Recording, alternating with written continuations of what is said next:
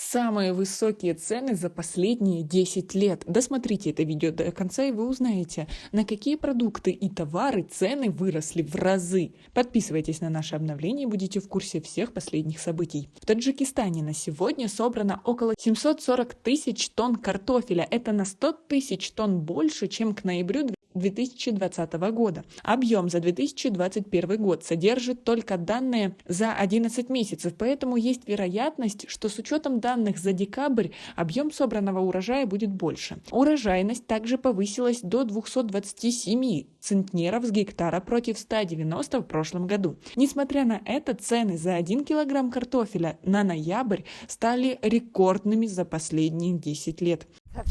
Чтобы картошку подешевле купить, приезжаем на оптовый рынок. Для посева на своем участке беру. Мы на другом базаре брали всегда. Сюда пришли, все равно дороговато.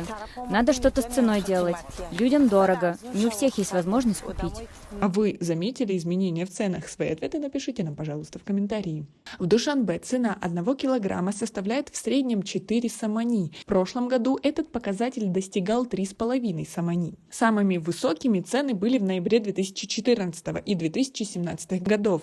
3,80 самани, а в остальные годы, начиная с 2011 года, они не превышали 2,5 самани. В начале 2021 года министр сельского хозяйства Сулаймон Зиозода сетовал на то, что республика до сих пор производит меньше картофеля. На одного человека нужно 92 килограмма корнеплода в год, а мы собрали в 2020 году по 70 килограмм на душу населения. Не хватает по 22 килограмма на каждого, говорил тогда Зиозода. Несмотря на то, что норма составляет 92 килограмма, реальный объем потребления картофеля в республике одним человеком в год оценивается в 130 килограмм. При этом, при таком раскладе, общая потребность страны повышается до 1,2 миллиона тонн. Напомним, что весной 2020 года в стране возник дефицит этой сельхозпродукции. Урожай картофеля в стране в 2019 году составил 994 тысячи тонн, и его не хватало.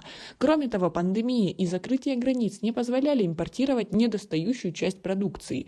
Импорт в 2020 году составил всего около 18 тысяч тонн, больше половины завозилось из Пакистана и России по 5 тысяч тонн. Самым урожайным были 2013 и 2020 годы, когда Таджикистан производил свыше 1 миллиона тонн картофеля. Но почему-то на цены это никак не повлияло. Как вы думаете, почему? Эта власть пытается нажиться на народе? Свои ответы напишите нам, пожалуйста, в комментарии. У нас пока на этом все. Оцените наши видео подпиской и лайком. До скорой встречи!